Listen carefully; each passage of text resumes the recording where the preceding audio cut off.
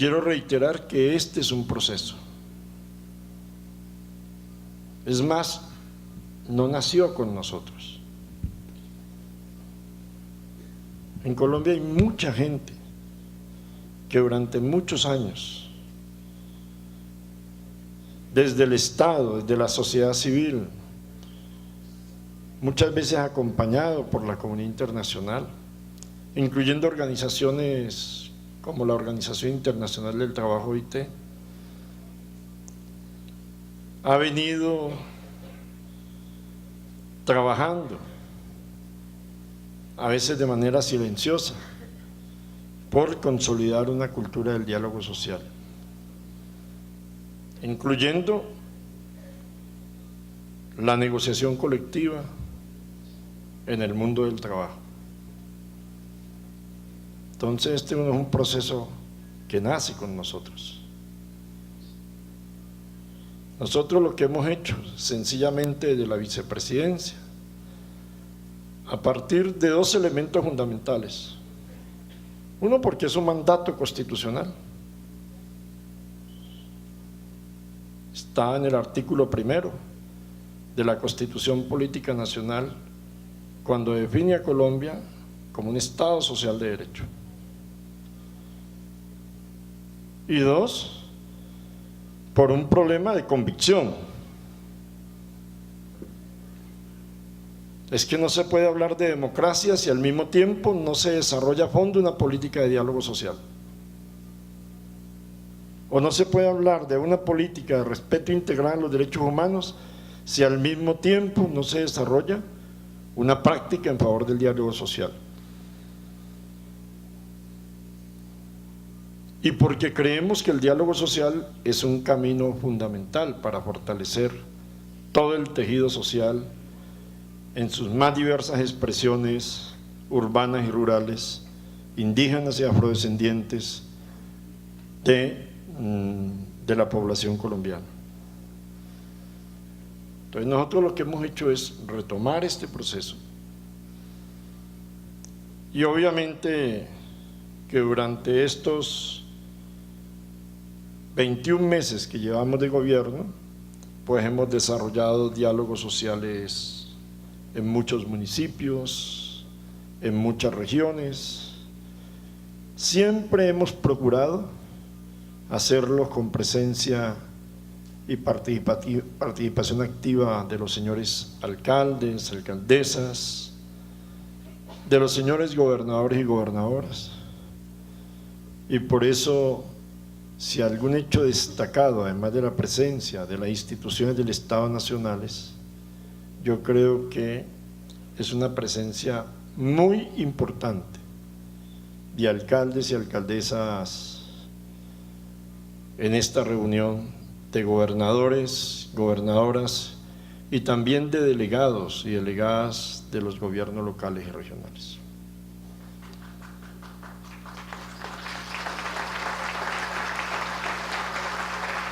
Ahora, además de los diálogos sociales locales, regionales, de este diálogo social nacional, no nos podemos quedar viviendo de las reminiscencias. Si usted me permite, lo que hicimos hoy y ayer, a partir de ahora, es un referente, pero este es un proceso que además, lo reitero, lo que queremos es que se convierta en una política permanente del Estado a todo nivel, a nivel municipal, departamental, nacional, pero también de la sociedad a todo nivel.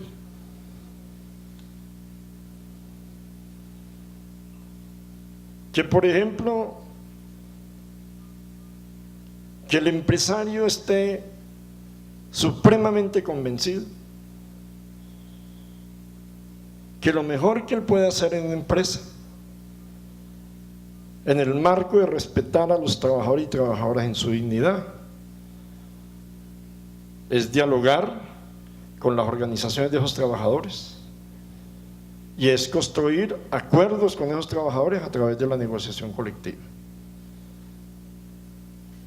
Porque sencillamente hay que partir de que si al empresario le va bien, es apenas natural que al trabajador también le vaya bien. Pero un momentico, escúchame, señora. Y entonces necesitamos de ahora en adelante, como estas conclusiones de las 6 mesas, como también opiniones, recomendaciones, preguntas que hicieron muchos de los representantes del Estado, de la sociedad civil, de la comunidad internacional ayer y hoy, nos sirven de referentes para el trabajo hacia adelante. Esa es una responsabilidad de la vicepresidencia y queremos que sea una responsabilidad del conjunto de las instituciones del Estado y obviamente de los diferentes sectores de la sociedad civil, para que el proceso continúe. ¿En qué nos comprometemos? En que el equipo revise cada una de las conclusiones, recomendaciones de las 6 mesas. Incluso hay temas que se repiten. Entonces, tratar de hacer como una introducción de los temas que fueron comunes en cada una de las 6 mesas. Eso sí, respetando el trabajo de las mesas. Es una labor, si ustedes me dicen, de síntesis, pero teniendo cuidado con ese bendito duende de la síntesis, que el que hace la síntesis termina siendo un documento a su amaño y negando así la práctica de la democracia. Entonces,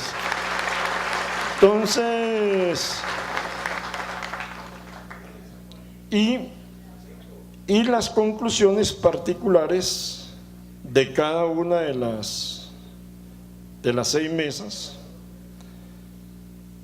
personalmente, con mi firma, yo se la mando a cada uno de los ministros y ministras. Personalmente, con mi firma se la mando a los alcaldes, alcaldesas, en primer lugar los que nos acompañaron, que son decenas y decenas de alcaldes y alcaldesas.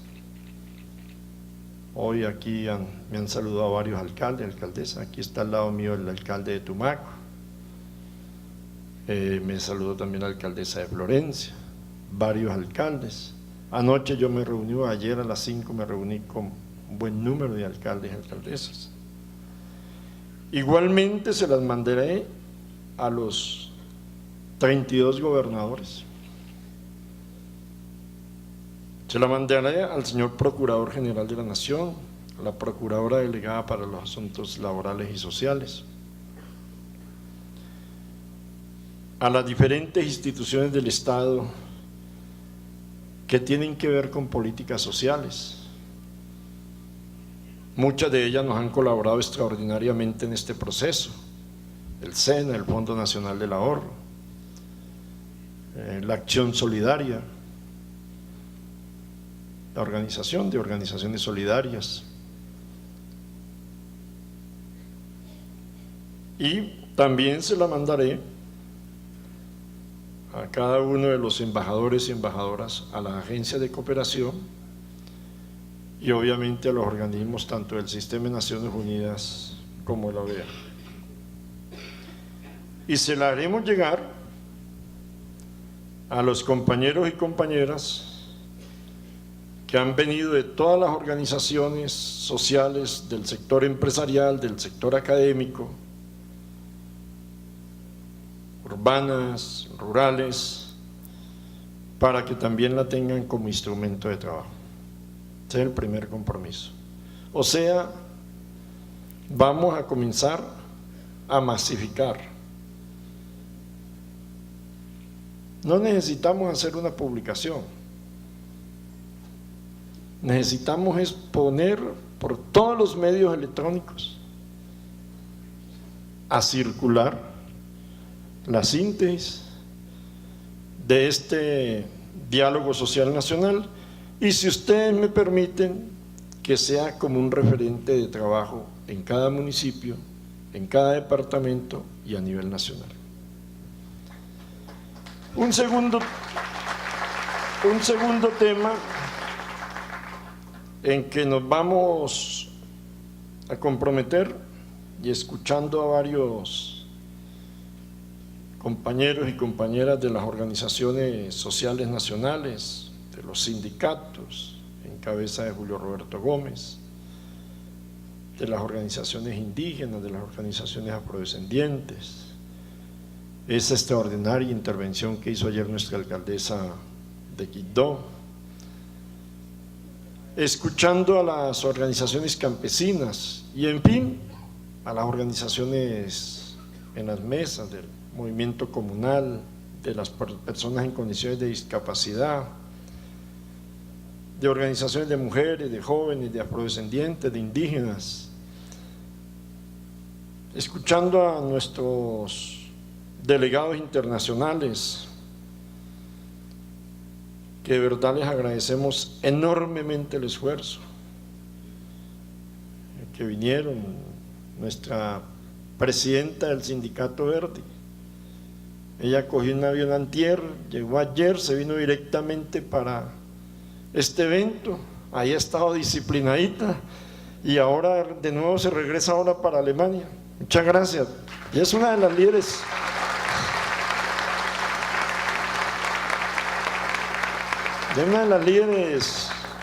o lideresas, para utilizar un lenguaje de género, más importantes de Alemania.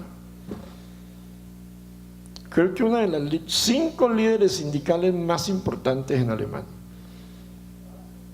porque en Alemania no hay sino 9 sindicatos y una sola central sindical.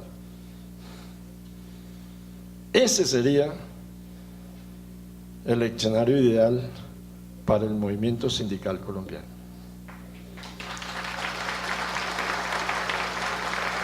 O la compañera de Uniglobal, Uniaméricas, también hizo un viaje desde Suiza a venir acá. O el compañero Juan Andrés Jauregui.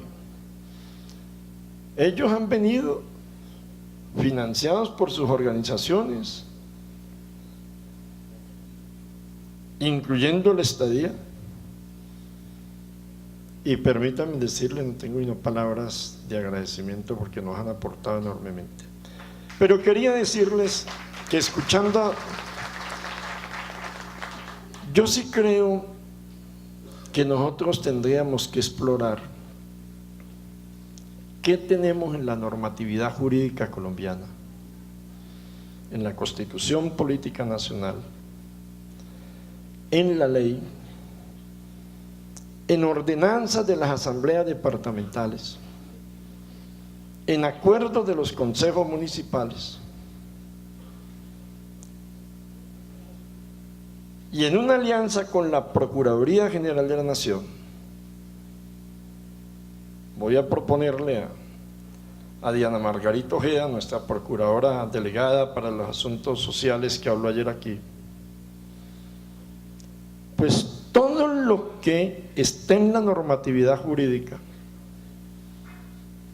a nivel municipal, departamental o nacional, que esté dirigido a fomentar el diálogo social, a fomentar la participación de las organizaciones sociales en diversos espacios, pues entonces pidámosle a los servidores públicos que cumplan con el primer acto que uno hace como servidor público, que es jurar, cumplir y hacer cumplir la ley. Y entonces yo le pido a ese pequeño equipo de abogadas, y ahí los programas presidenciales me pueden ayudar también, sí, con un grupo de abogados y abogadas los dedicamos a que en términos de un mes nos entreguen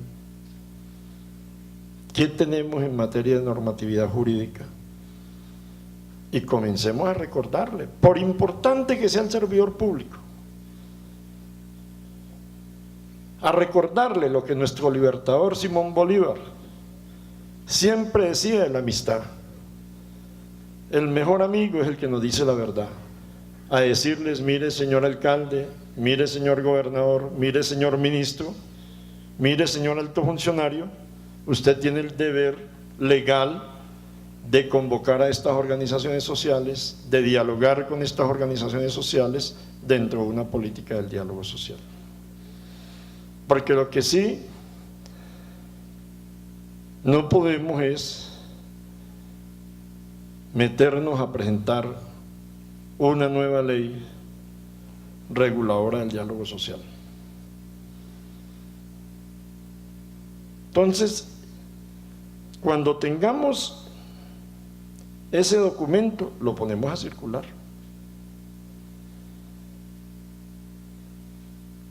Nosotros, por ejemplo, tenemos la Comisión Nacional de Concertación de Políticas Salariales Laborales, un mandato constitucional. Y luego se promulgaron una serie de leyes en el marco de la misma, y esa comisión tiene que funcionar en cada uno de los departamentos, en cada uno de los municipios. Y el ministro del Trabajo, Rafael Pardo, ha estado muy interesado en que esta comisión avance. Y esa comisión tenemos que sacarla de la bendita manía que era solamente para definir el salario mínimo legal. No, es para definir todas las políticas salariales y laborales. O nosotros, por ejemplo, tenemos muchos espacios a nivel municipal, departamental y nacional sobre estos temas. Entonces, esa sería la segunda tarea dentro de este proceso de seguimiento. La tercera: el lunes tenemos que entregarle al presidente de la Cámara, doctor Simón Gaviria, un texto. No es un tratado, son 5 o 10 rengloncitos, donde nosotros le presentemos a él, debe tener la ley de participación ciudadana sobre el diálogo social. Debo decir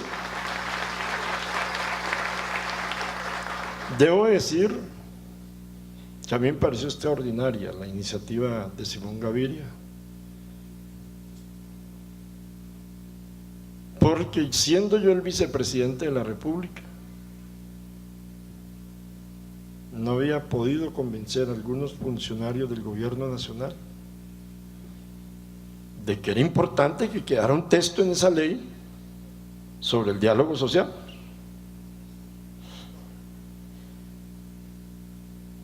Pero ya, como era el presidente de la Cámara y como él es clave ahora en la aprobación definitiva del texto, entonces, Edward, yo te pido el favor que coordines ahí con los compañeros, que recojan un poco todo el espíritu de lo que se ha hecho esto y presentemos un texto de unos 10 renglones y se lo presentamos el lunes.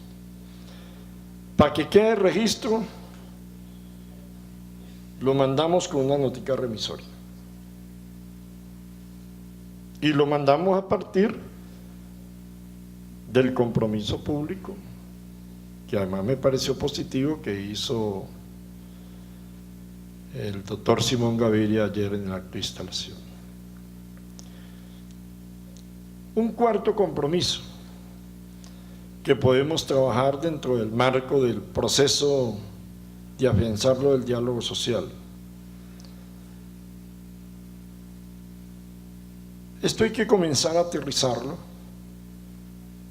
en temas concretos. Señor alcalde de Bogotá, Gustavo Petro, nos manifestó que él está muy interesado en profundizar el diálogo social, sobre todo el tema de la salud. Y yo creo que deberíamos ir más allá de la salud. Yo creo que todo el tema de la seguridad social integral.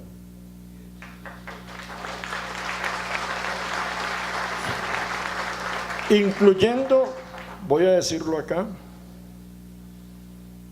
los temas que tienen que ver con la salud ocupacional, que está muy ligado con el tema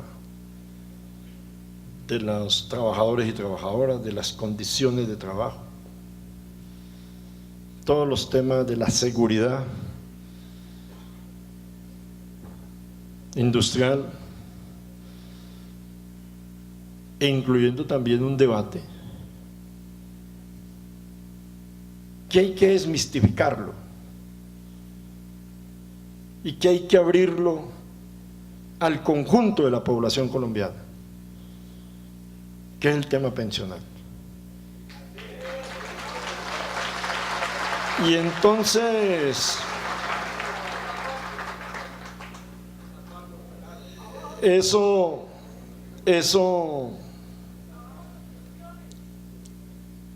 aquí Julio Roberto Gómez ayer decía una cosa interesante. Yo creo que hay que partir de ahí. Nosotros no hemos podido.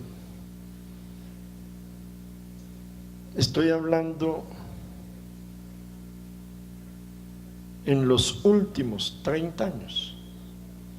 Y he querido colocar los últimos 30 años, porque durante esos últimos 30 años, 8 años yo fui dirigente sindical y por lo tanto también es responsabilidad mía. Y durante otros años he sido alto funcionario del gobierno y por lo tanto es responsabilidad mía.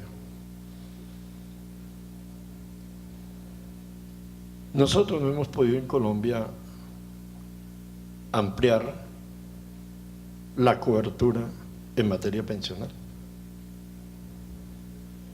Estoy hablando en términos porcentuales.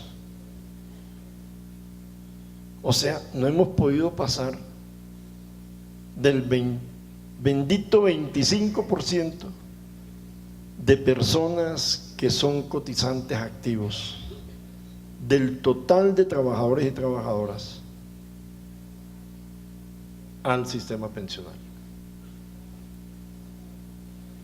Si ustedes me permiten, es muy difícil hablar de empleo decente si el empleo decente no significa, entre otras, que esa persona, hombre o mujer, trabajador urbano o trabajador campesino o rural,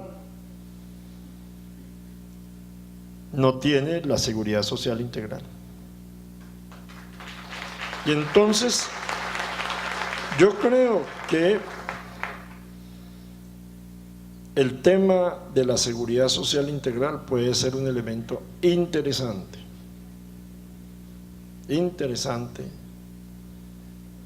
en el tema en Colombia. Yo no niego y lo reitero, que en Colombia haya que hacer una reforma pensional, pero si se reduce solamente aumentar la edad de las personas, se pueden llegar a conclusiones falsas. que no resuelven el problema de fondo.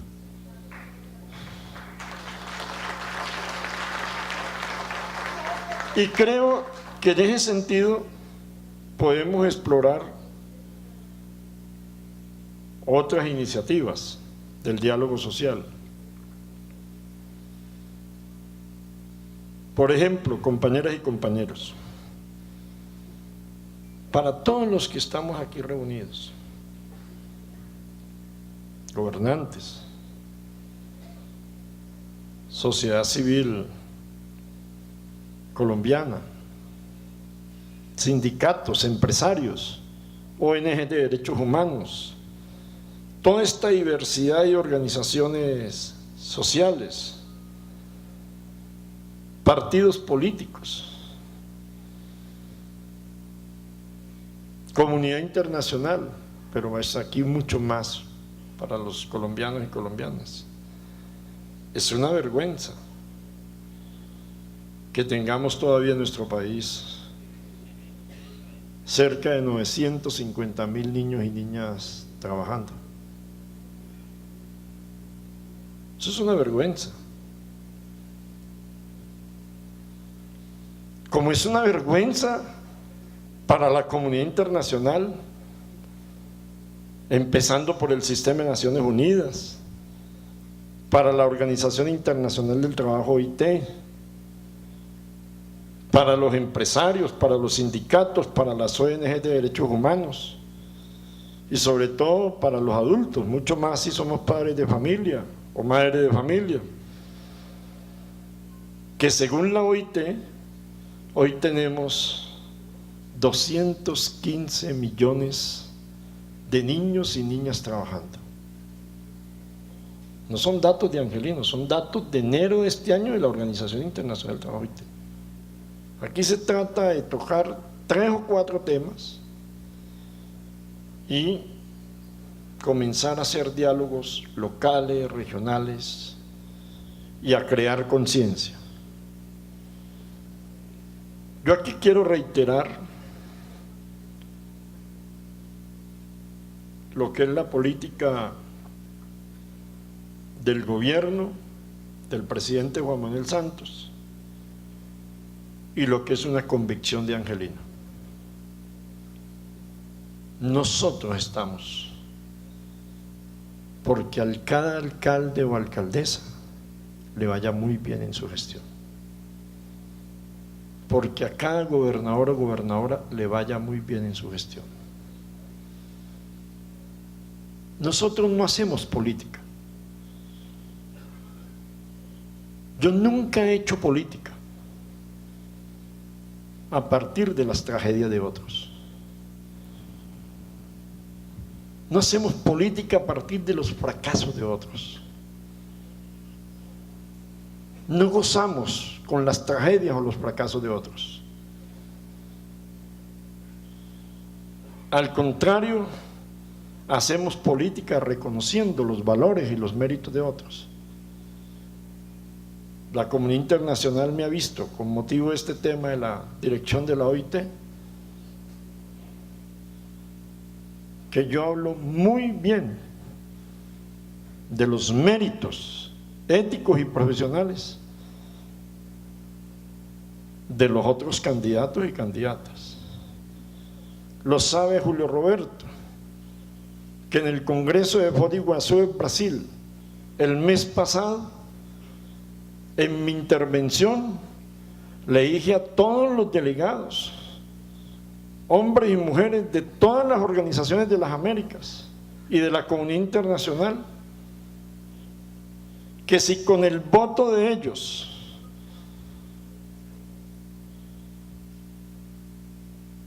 permitían que Ryder fuera el nuevo director de la OIT, yo sería la persona más satisfecha. Cuando yo fui candidato a la gobernación del Valle, más de un compañero y compañera que estaba en esa campaña, entre ellos Orlando Riascos, que nos ha estado acompañando en este foro, 15 días antes, yo invitaba a votar por Carlos Holmes Trujillo y por Carlos José Holguín.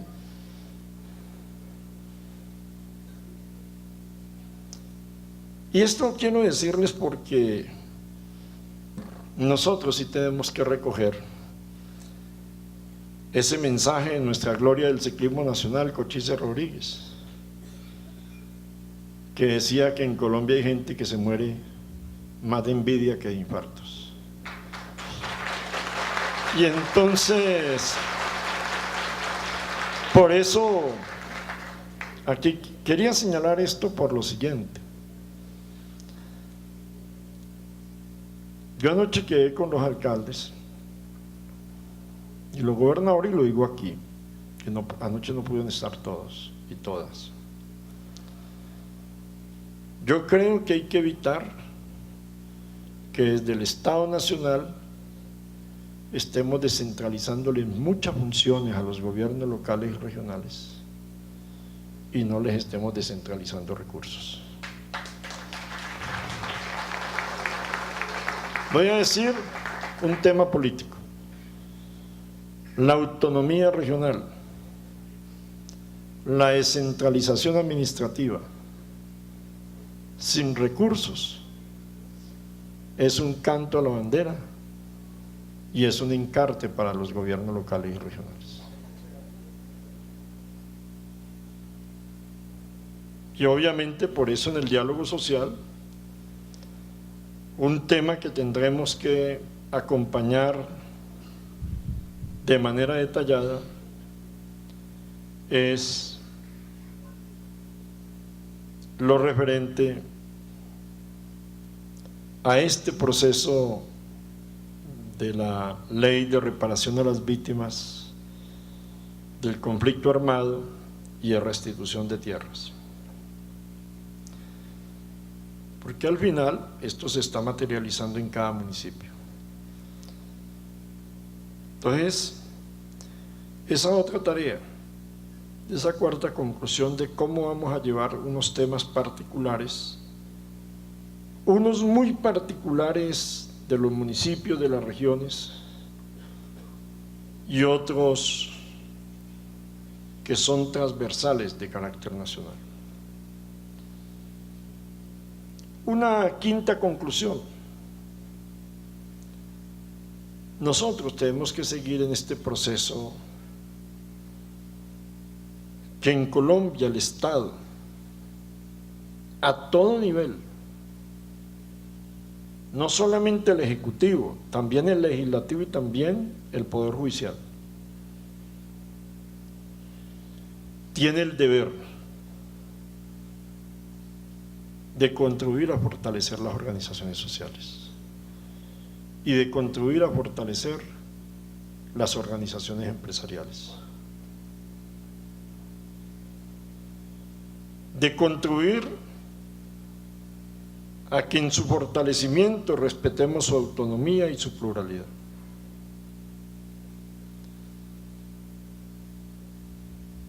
Tiene el deber de crear mecanismos para contribuir a fortalecer las organizaciones sociales.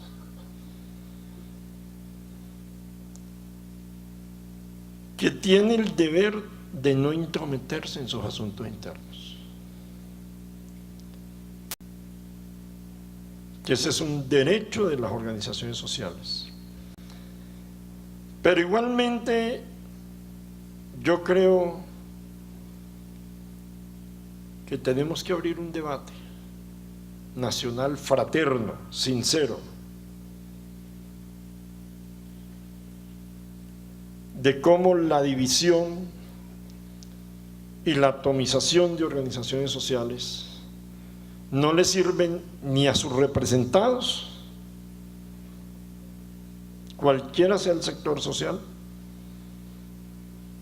o de las organizaciones empresariales, ni le sirve al Estado ni le sirve a los empresarios.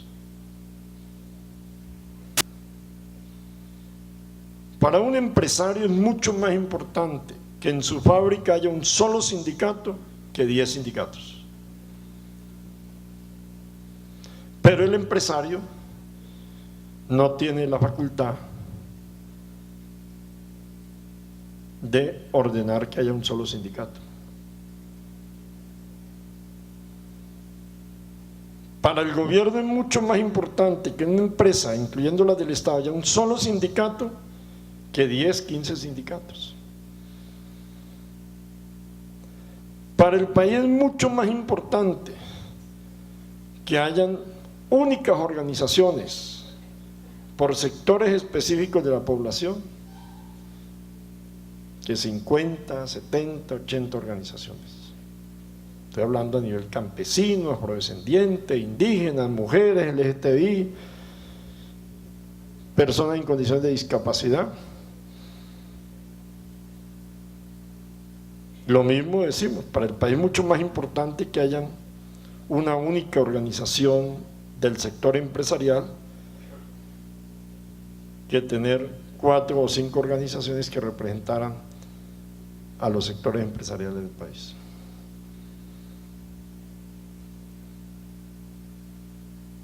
Y este es un debate.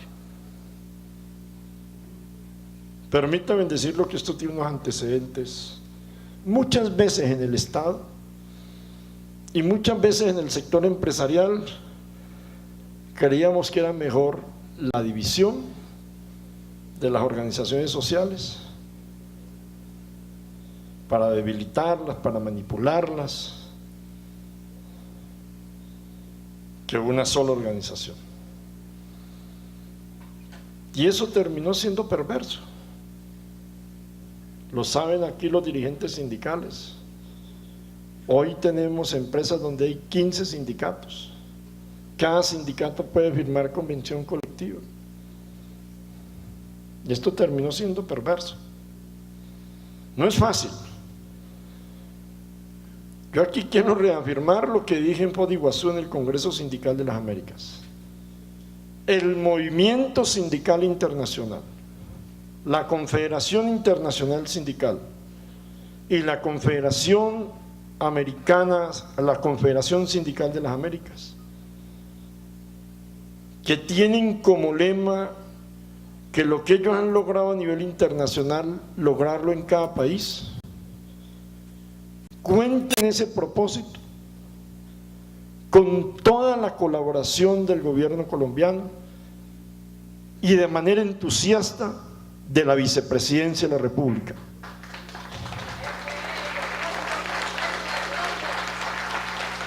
Y creo también que una organización como la OIT puede ayudar enormemente.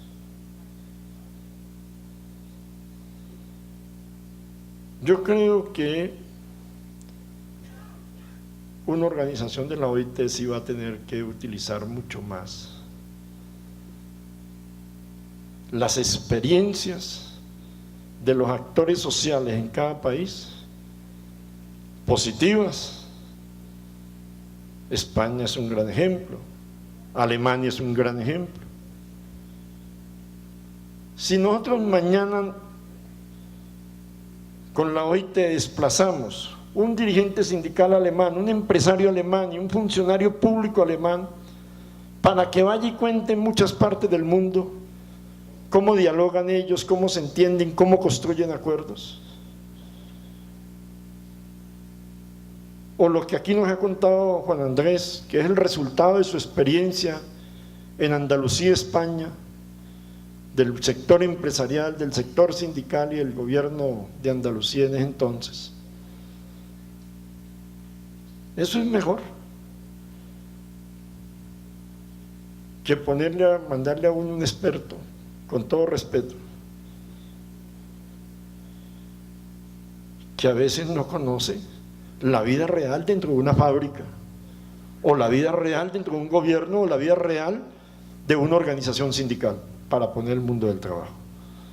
Yo sí creo que en Colombia hay experiencias muy interesantes de diálogo social, de construcción de acuerdos a todo nivel, no solamente en el mundo del trabajo, en los diferentes sectores de la sociedad y en el plano internacional muy grandes. De modo que nosotros, desde la vicepresidencia, como compromiso de este proceso, pues seguiremos esta cultura de que el diálogo social presupone contribuir a fortalecer las organizaciones sociales, las organizaciones empresariales y contribuir a que se respete su autonomía, su independencia. Y a que los servidores públicos entendamos que cuando hacemos diálogo social no es para que los dirigentes sociales o empresariales nos digan lo que nuestros castos oídos quieren escuchar.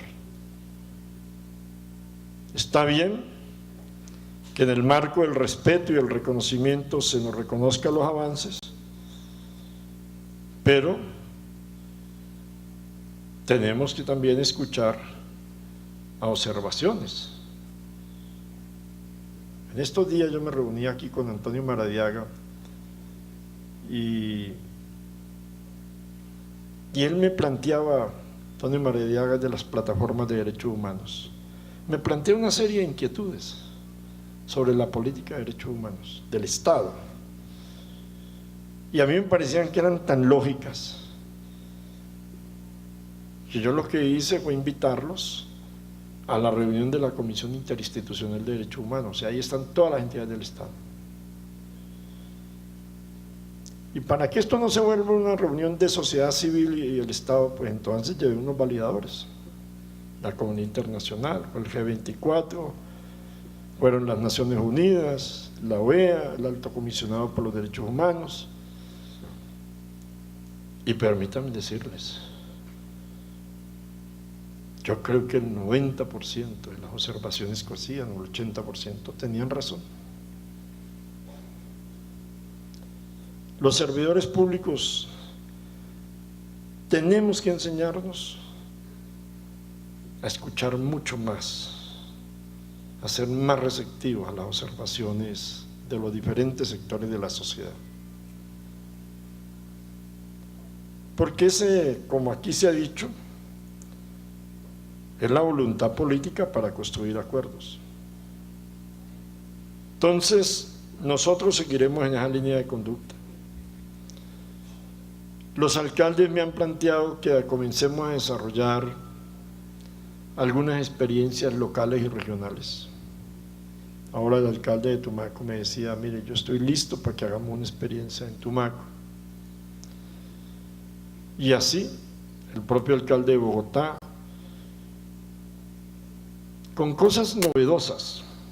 Aquí están sucediendo cosas novedosas. Nosotros con una pequeña ayuda pero muy significativa, de la FIA y la OIM, hemos ido reforzando con un equipo este acompañamiento a los gobiernos locales y regionales.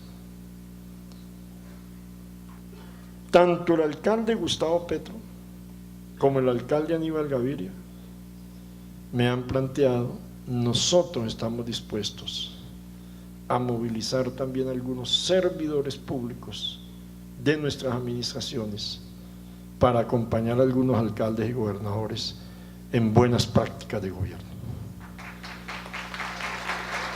Y este es un hecho nuevo, interesante. La otra conclusión es independiente pero complementaria. Es la Conferencia Nacional de Derechos Humanos. Es un proceso independiente del proceso del diálogo, pero es complementario. O digamos, se alimenta, porque ese es un proceso de tres partes: Estado, sociedad civil, comunidad internacional. Nosotros queremos que en la agenda del diálogo social una prioridad sea estimular todo el proceso organizativo, participativo de la Conferencia Nacional de Derechos Humanos.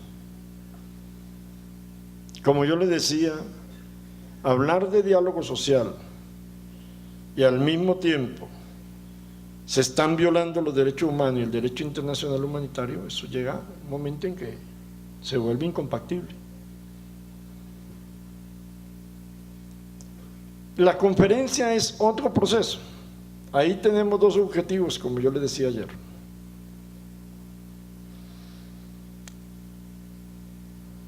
El tema de las políticas públicas y el tema de cómo avanzamos en los mecanismos institucionales. De modo que nosotros queremos que todas las personas que nos han acompañado en este diálogo social nacional se vinculen activamente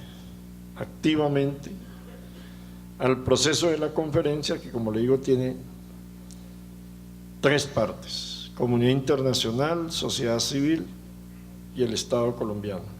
Como dijo nuestra delegada de la Agencia de Cooperación Española, nos estamos metiendo por un camino que no tiene antecedentes, hasta donde tenemos información, en el mundo entero. O sea, hasta donde tenemos información. Por lo tanto, estamos expuestos a los mecanismos de acierto, ensayo y error.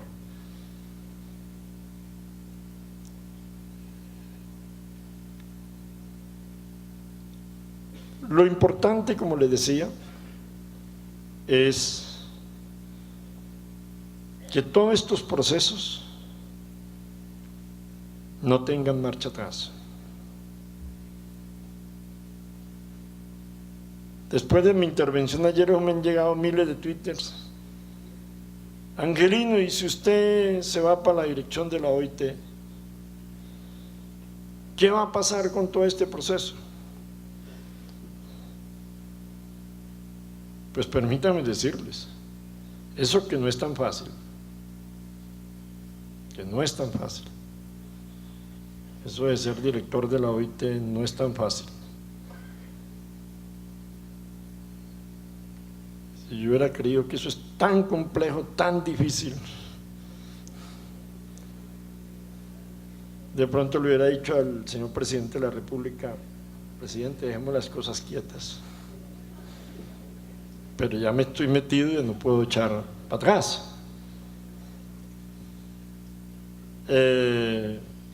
Pues obviamente que si eso llegara a suceder,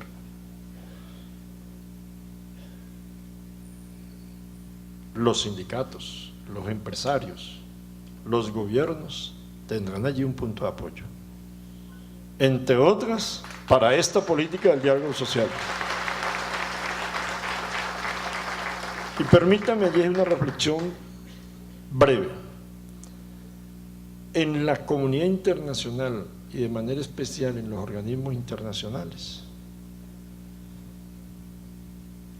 hay que comenzar también a hablar de los gobiernos locales y regionales, sin prepotencia.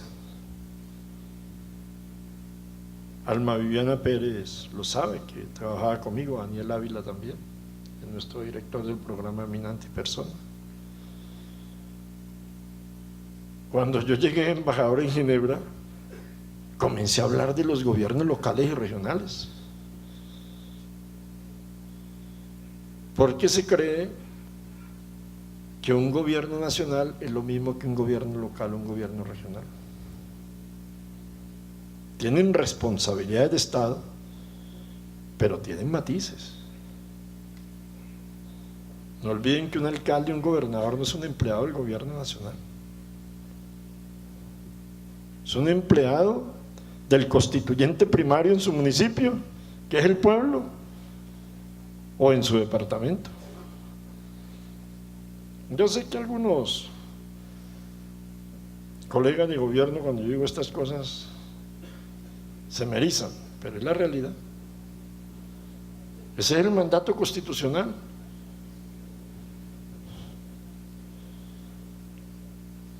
Lo digo también porque muchas veces el movimiento social tiene la bendita tendencia de creer que todo es igual.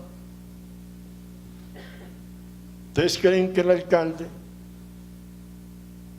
es lo mismo que el gobernador, o es lo mismo que un ministro o un presidente. No. Por lo tanto, Todo esto tiene que tener una mirada diferencial. Tienen razón los compañeros cuando dicen que debe haber una política de derechos humanos en los planes de desarrollo. Pero lo central no es que haya un capítulo. Se lo digo por mi experiencia de gobernador. Yo recuerdo que cuando comenzamos a discutir las políticas de equidad de género, por ejemplo, o las políticas de niñez en la gobernación, el secretario de Salud, o el secretario de la Vivienda, o el secretario de Infraestructura, o el secretario de Gobierno o de Informática, comenzaba a mirar hacia la luna. Es que esas políticas tienen que ser transversales. Si no son transversales, estamos perdiendo el tiempo.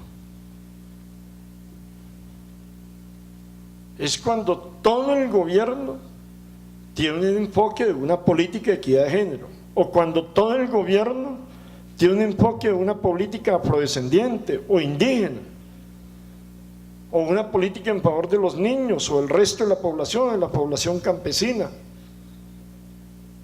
Eso es lo central en los planes de desarrollo locales y regionales. No se trata de quedar en paz con Dios, como dice el dicho popular. No se trata de un paisaje, se trata de una convicción. Y la convicción tiene que partir de que cuando hablamos de derechos humanos, hablamos del derecho legítimo de la población a vivir mejor, en tranquilidad y en paz. Por eso, amigas y amigos, al reiterarles los agradecimientos de que por todo lo que ustedes nos han permitido avanzar en estos 2 días, este es un evento que hace un gran salto, nos compromete más. Permítanme ser tan gráfico, pero los compañeros y compañeras que han trabajado conmigo o que trabajan conmigo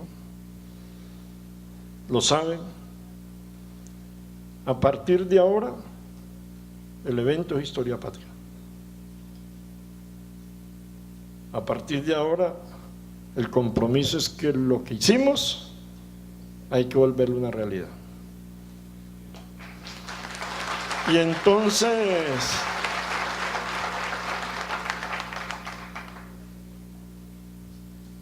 yo quiero reiterarles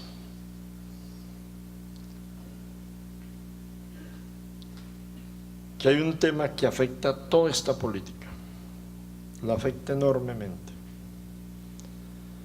Por una parte, la violencia.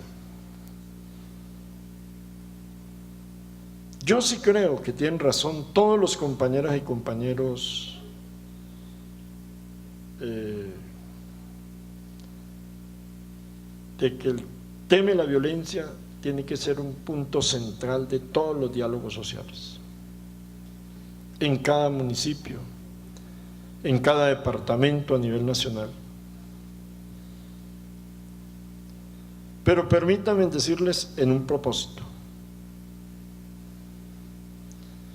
es que todos los que reivindicamos esta política del diálogo social nos definimos por el camino de la no violencia.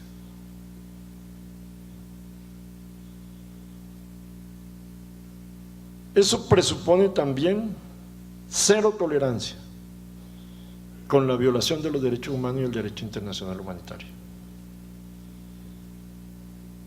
Eso presupone también el derecho legítimo de la gente a tener la posibilidad de vivir mejor.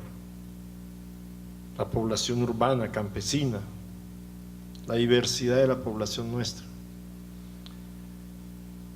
Eso presupone también el derecho de la gente a no ser violentada por sus opiniones, por sus expresiones.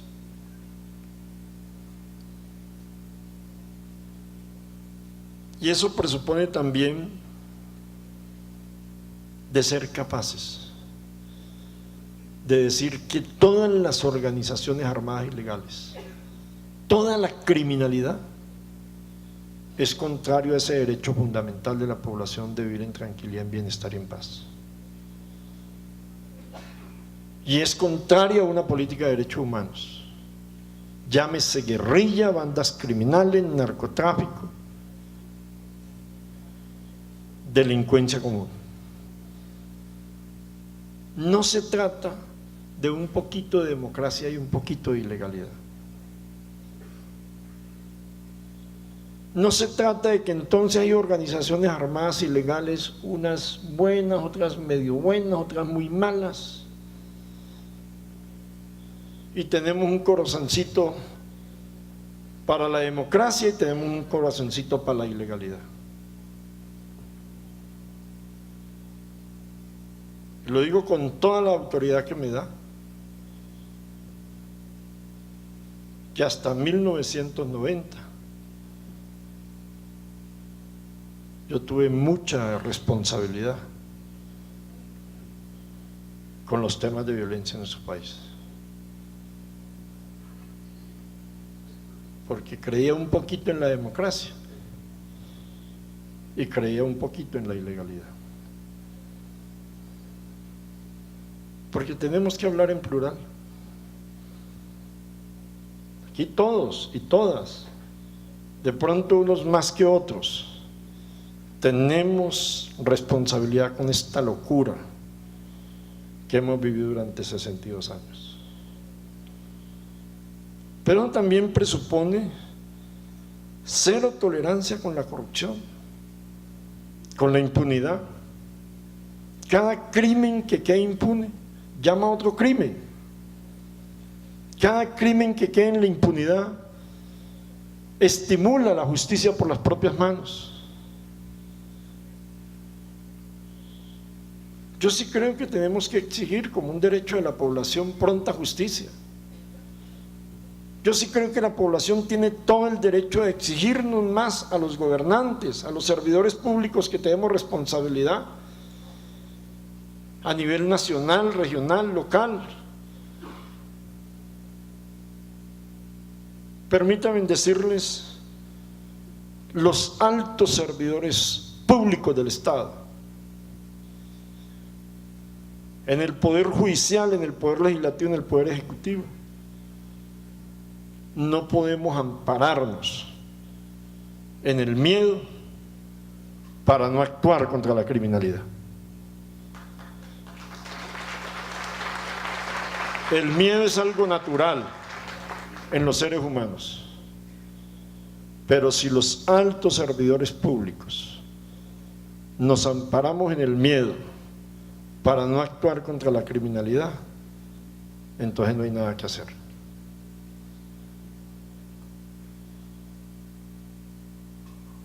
Si a uno le dice el portero de un edificio, un empleado común y corriente, que tiene miedo, que no le da mucho temor, lo entiende, pero eso no lo vayan a permitir.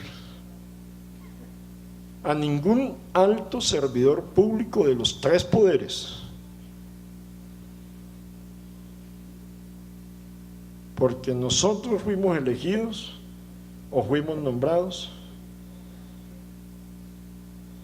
para consolidar el Estado de Derecho y ante todo la credibilidad de la población en ese Estado. Por eso ese camino de la no violencia es fundamental. Y me parece que también tenemos que avanzar en la cultura de la paz. Como aquí lo han dicho, la paz como una manera de convivir tranquilamente. porque por mucho tiempo creímos que la cultura de la paz o la paz estaba reducida al diálogo entre las organizaciones armadas ilegales y el gobierno. Esa es una parte. Y claro, habían servidores públicos que dialogaban y a veces con ciertas veleidades con los ilegales que tenían armas en la mano. Y esos mismos servidores públicos tenían mano de hierro contra los voceros y voceras de las organizaciones sociales, cuya única arma era tener un sindicato, tener una organización social y tener unas ideas y unas opiniones. Eso es lo que no puede ser el Estado. El Estado, en esta política de diálogo social, esta es una política para la sociedad civil, esta es una política para la democracia, es para la gente que hemos aceptado las reglas de la democracia.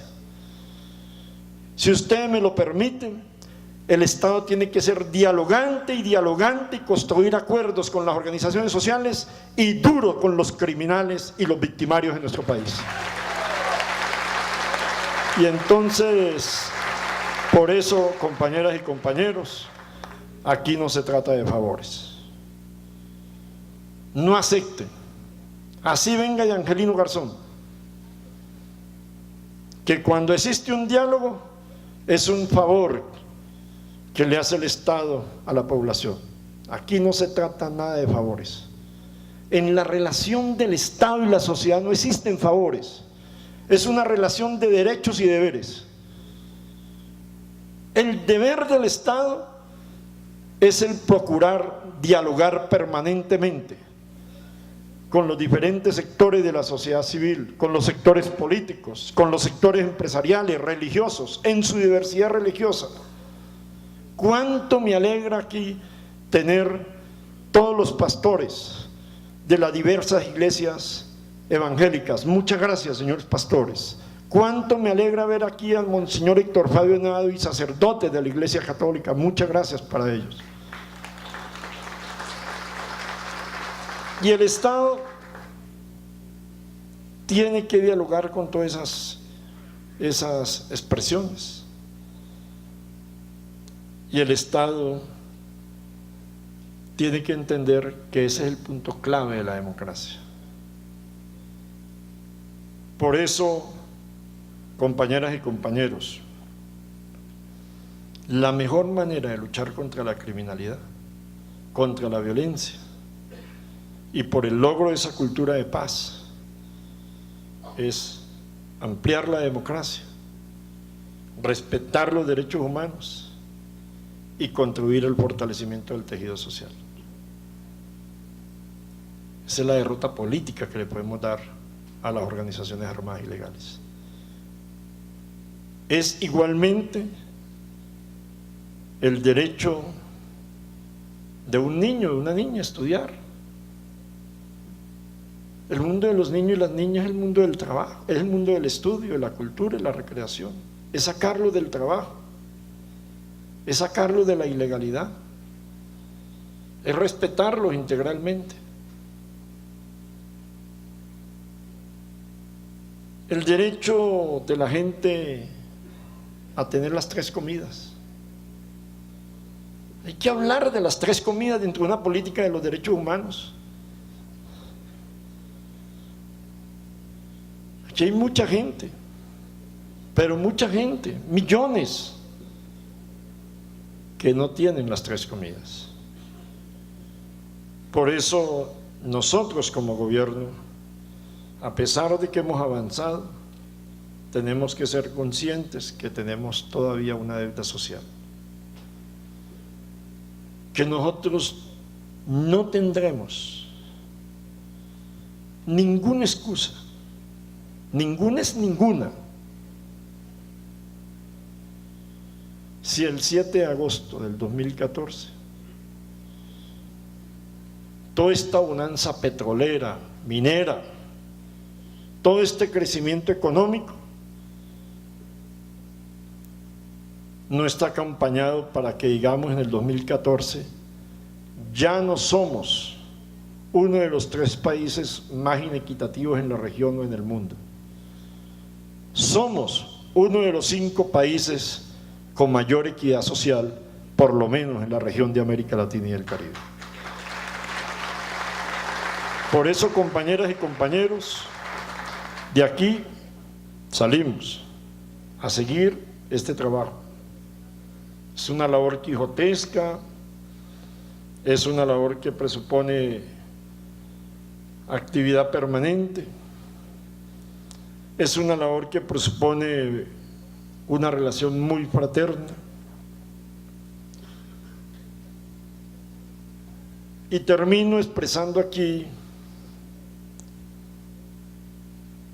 por ver tantos compañeros de organizaciones sociales, incluidas organizaciones sindicales, un principio de vida. La gente de abajo, la gente pobre, la gente humilde, la gente trabajadora, donde hay también muchos pequeños y medianos empresarios, urbanos, campesinos, la gente con rostro de negro, con rostro de indígena, rostro de mujer, de joven. No nos podemos seguir tratando o mirando bajo el rótulo partidista. Si ustedes me lo permiten, tenemos que ponerle más sentimiento de clase a esto.